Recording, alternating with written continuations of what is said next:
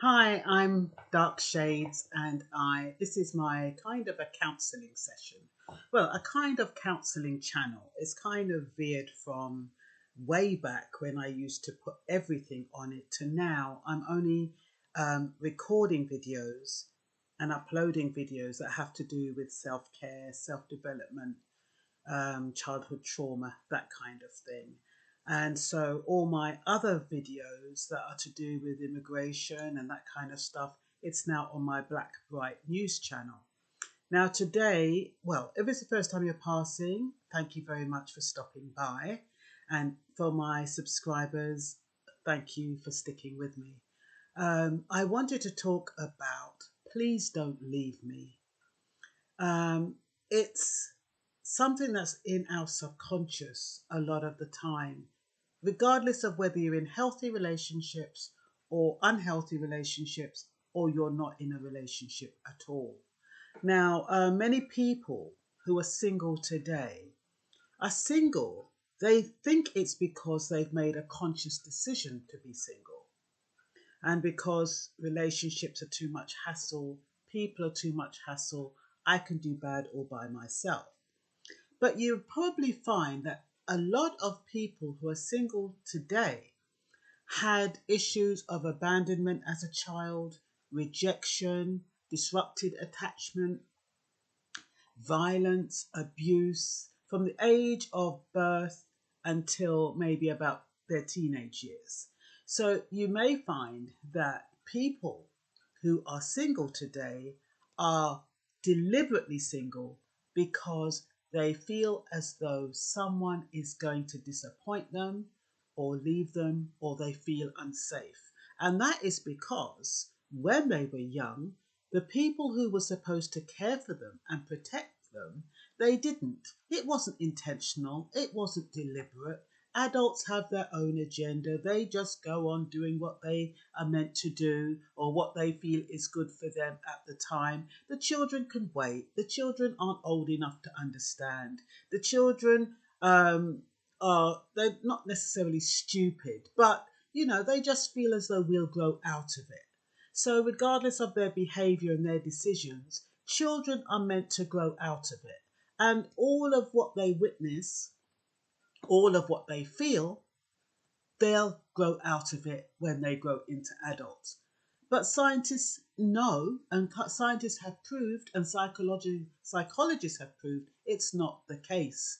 The decision of parents and of their behavior has a resounding impact on the child right through adulthood, right through the rest of their life, in most cases, if they don't seek counselling and address it. So, I'm going to read you a poem that I made up. Well, I created it for this video, and it's called The Voice of the Abandoned Child.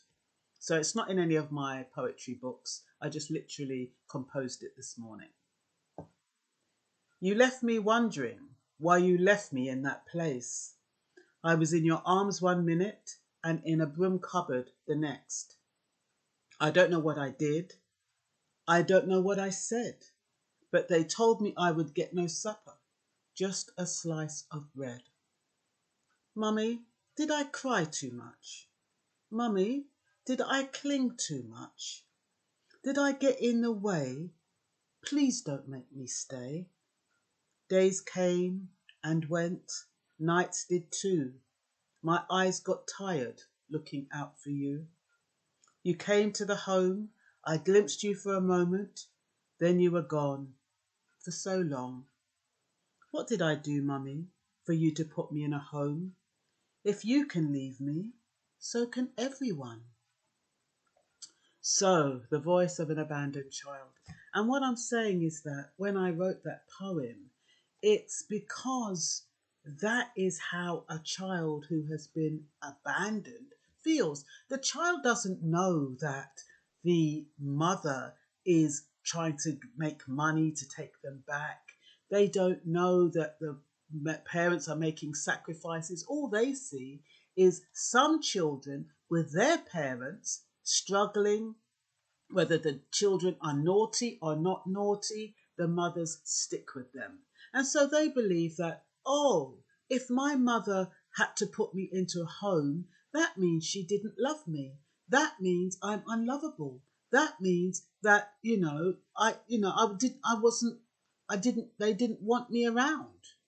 So that's how that's interpreted in the eyes of a child. I've done something wrong. So, living alone can have nothing to do with emotional issues, but at some point in their lives, they felt unsafe. Could be from bullying, intimidation, racism, neglect. And because there was no secure attachment when they were growing up or when needed, they had less tolerance as an adult.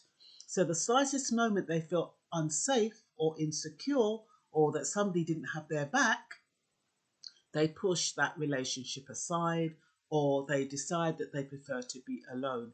Anytime they feel threatened, anytime they feel vulnerable, they push people away.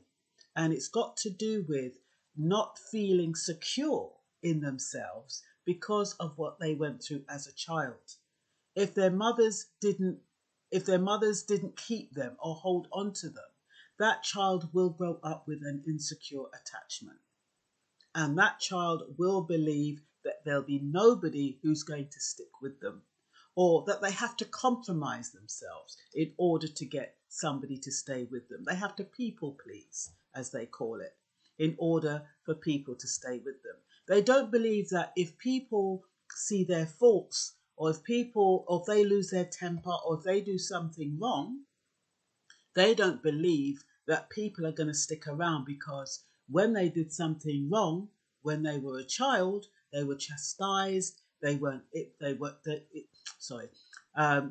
wasn't talked through with them, and so they grow up not really being able to distinguish the past from the present. We have to remember, as children, we were left to caregivers who were meant to protect us, look after us, give us consistency, give us love, give us nurturance, give us support, give us positive feedback.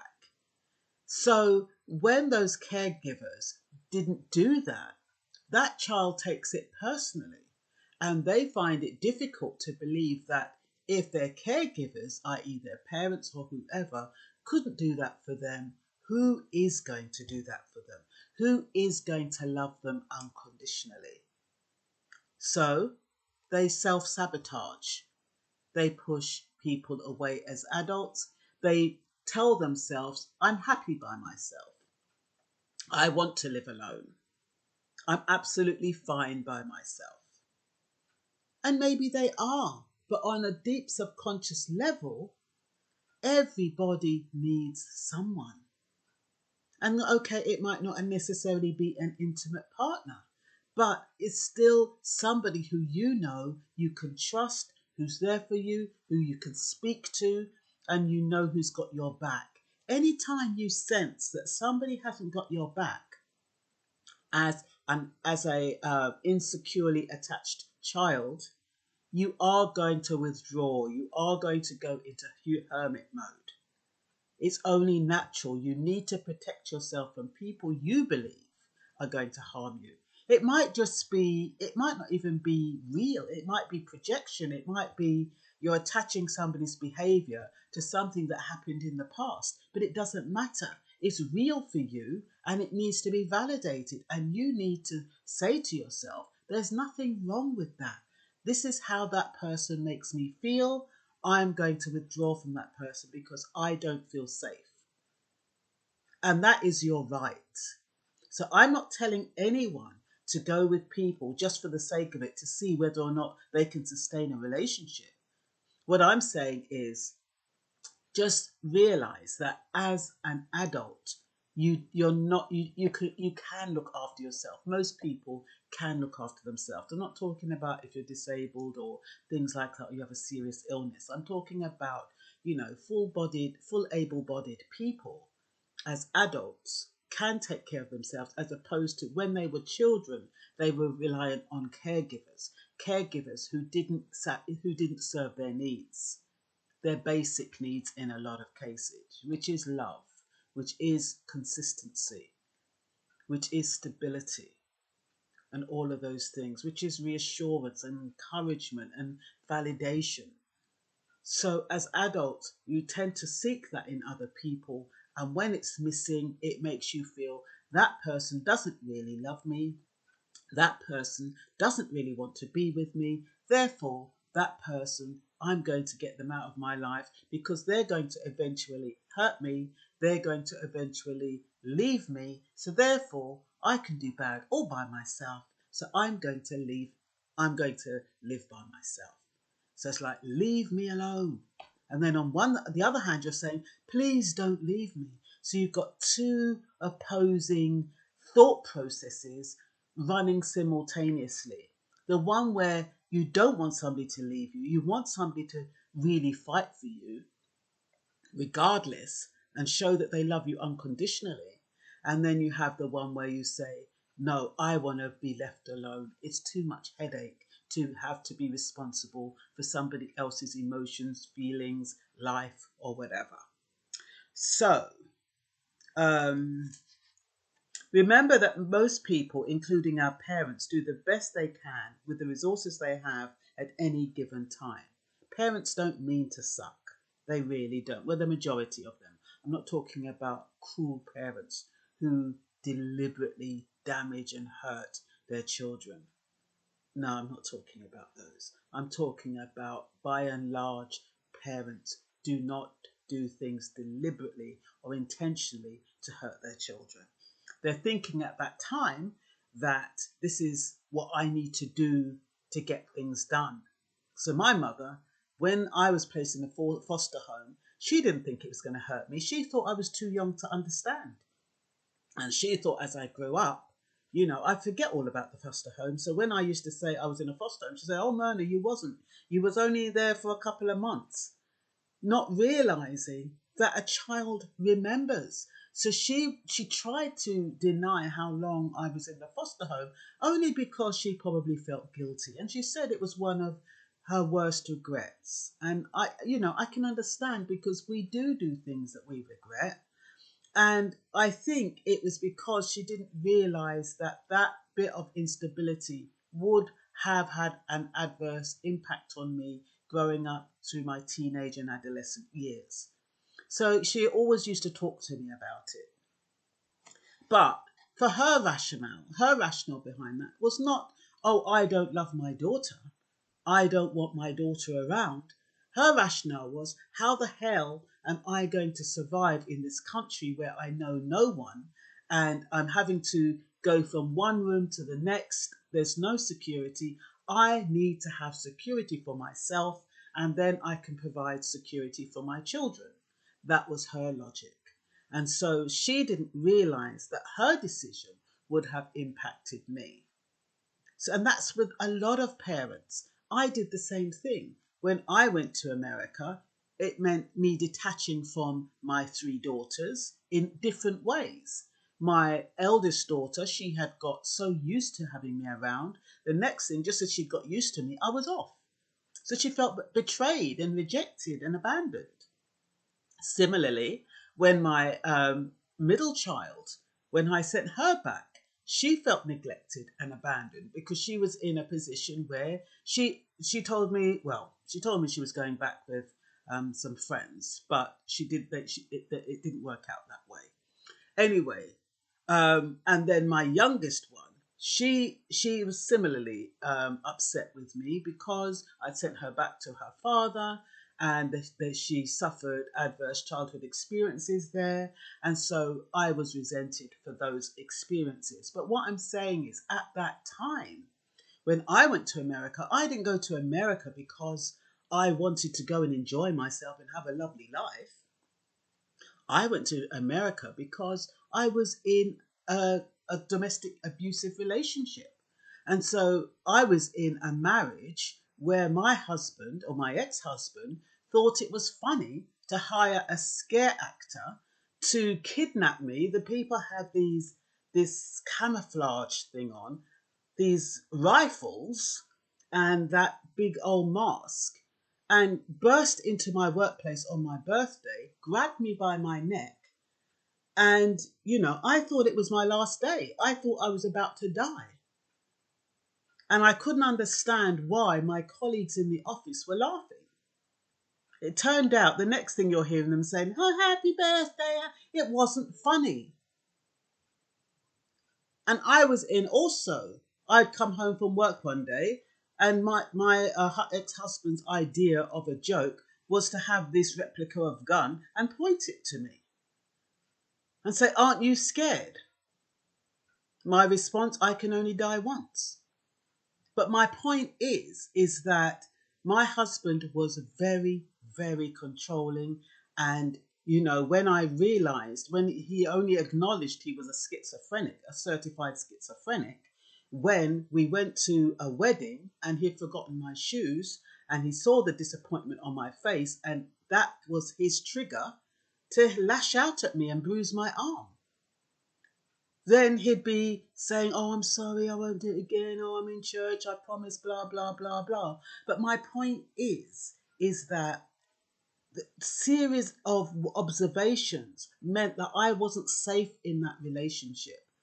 And growing up in an unsafe environment as a child, my key trigger was safety. I've got to be safe. I've got to make myself safe. So I would jump. I just, fortunately, my middle daughter was in America. I was able to go to America and stay there until I got myself sorted. But the damage in my children had been done. You see what I mean? But they wouldn't understand in their young years what I was going through, the emotional trauma and psychological abuse that I was going through.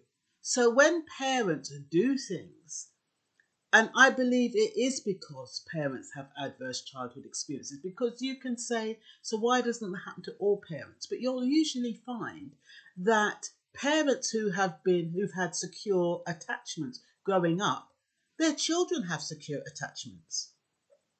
Parents who've had insecure attachments growing up, their children have insecure attachments. So it follows that in a lot of cases, things like that can happen. Parents can make decisions that impact their children adversely, but it's not deliberate and it's not intentional.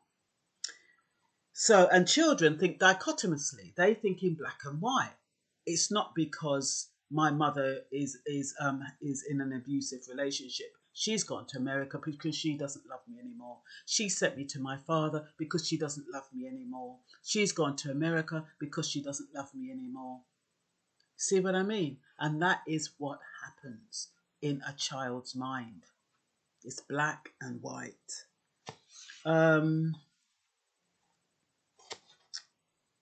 So I put, a child cannot know what their parents' experiences. Instead, child feels betrayed, abandoned, and experiences adverse childhood experiences.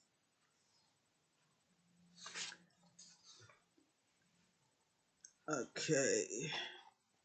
Like I said, I've already said that.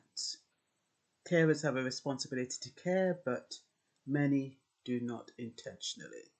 But because many are not equipped and some children's needs are undiagnosed or misinterpreted, that can be also a reason. I mean, sometimes you have children with ADHD, autism, on the autistic spectrum, and their behavior is perceived as them being naughty, and they're chastised and all sorts.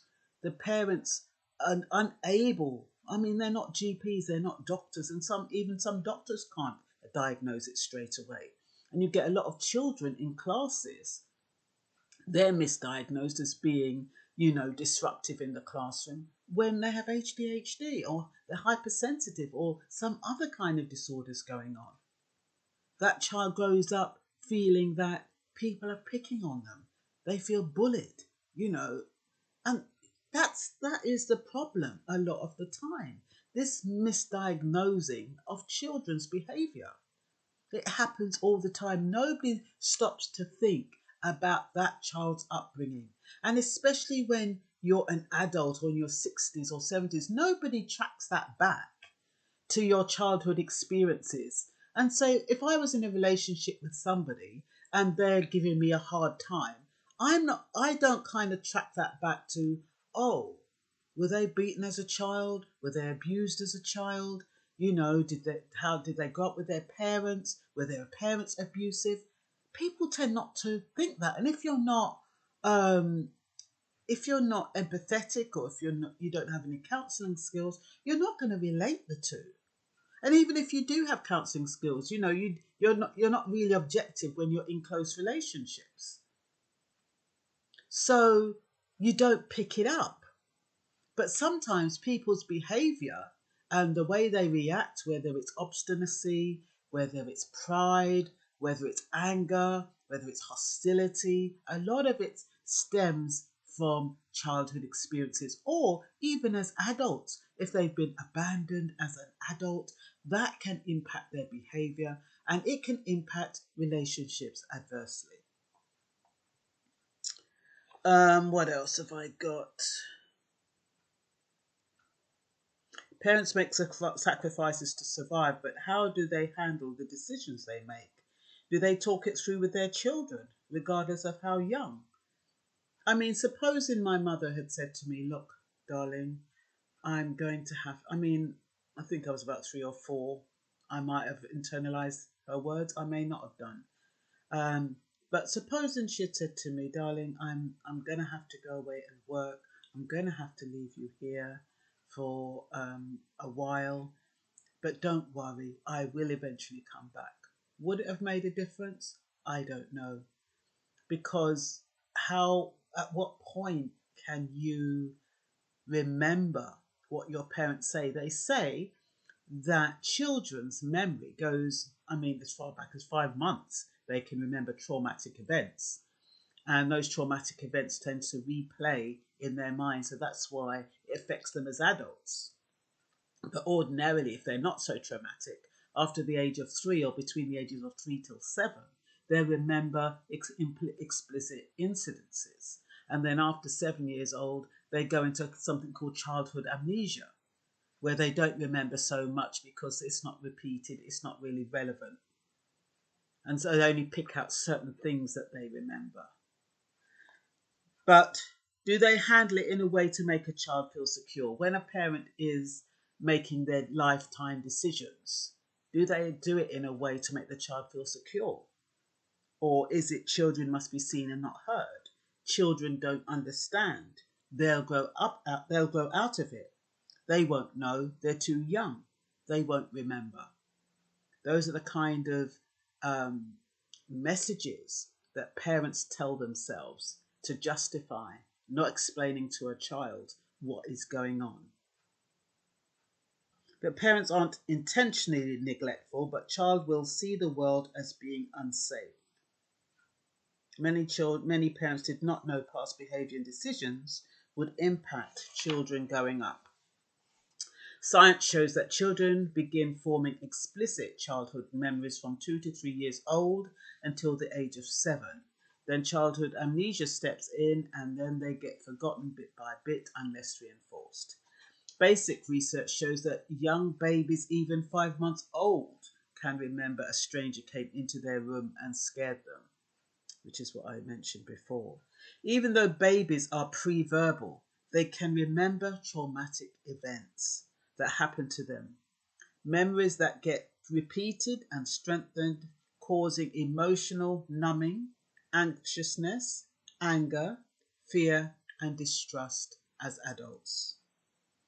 They feel guilty when they push someone away. They feel shame when they're accused of being needy. They keep telling themselves that no one will ever love them. Not really. And everyone will leave me eventually. And that's true, because people will leave, whether it's through death, whether it's through a number of reasons. It doesn't necessarily have to have anything to do with you or what you've done. Unless, of course, you're not a very nice person, then that's totally different. Solution. Realize that children are helpless and most adults are not. Children cannot function independently. Adults can. Fears about abandonment, although real, can be irrational. Remember, you can look after yourself. You are an adult.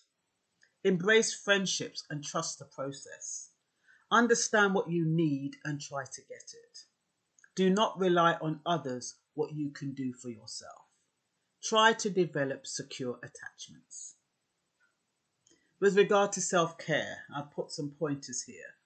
Be attentive to your needs. Validate your achievements. Encourage yourself and do not blame yourself or others. Be supportive of yourself. Allow yourself to be vulnerable. Face conflict, accept, don't react. Be aware of your inner critic. Stop people pleasing that affects you adversely. So yes, we all need to be nice and please people in a moderate way, but when you're pleasing somebody just so they don't reject you or just to keep their friendship, that is not good. Not everyone is going to betray you. Learn to trust. Acknowledge red flags in order that helps you to keep yourself safe. So you don't just welcome everybody in your space. You don't disclose everything to everyone. You need to feel your gut, your heart, and your emotions. Make sure they're all in sync. Be truthful, helpful, inspirational, and kind. Don't focus on isolated mistakes, broken promises, and slights. Focus on the times that they have been honest, they have been reliable, and they have been trustworthy. Your head, your heart, and gut needs to be in unison. Ascertain your needs, so make sure you know what you need, not necessarily what you want, but what's important for you. What do you need in a relationship? What do you need for yourself? What do you need from a person? And look out for it and try to get it. Ensure self-disclosure is reciprocal. Don't start blurting out your whole life history and then the person isn't giving you anything back. Let it be reciprocal. Drip feed it. You give a little, see if they give you a little. If they don't give you anything, don't give anything back. Don't give anything more. Just stop. Because that way you can feel safe. If you start blurting out everything that about yourself and that person isn't saying anything, you're going to feel vulnerable. You're going to feel as though that person has power over you and that person might use it against you and that person has won over you. So make sure disclosure is reciprocal. Create a rescue plan, a contingency plan. So, okay, I'm going to take the risk. I'm going to get to know this person. You know, what happens if it doesn't work? How am I going to feel? What am I going to do? What is my backup plan? Remind yourself of past successes. So don't beat yourself up about failures. Remind yourself of your successes. Discern who doesn't have your interest at heart. You can usually tell when people don't have your interest at heart. Discern them, keep them at bay. You don't have to wipe them out completely, but you keep them at bay. If you feel somebody is competing against you or trying to steal your energy, and you have people like that, you have energy steal. They call them energy vampires. They pretend like they're on your side. They pretend that they have your best interest at heart, and yet there's something about your behavior that makes you feel uncomfortable. So beware of energy vampires. Not everybody who smiles and is nice to you is your friend. And like I said, do not ignore red flags. And also learn not to push somebody away. Don't push anyone away and just wait and see if they stay. That rhymes. And that's all for now. I hope it's been helpful. Bye-bye.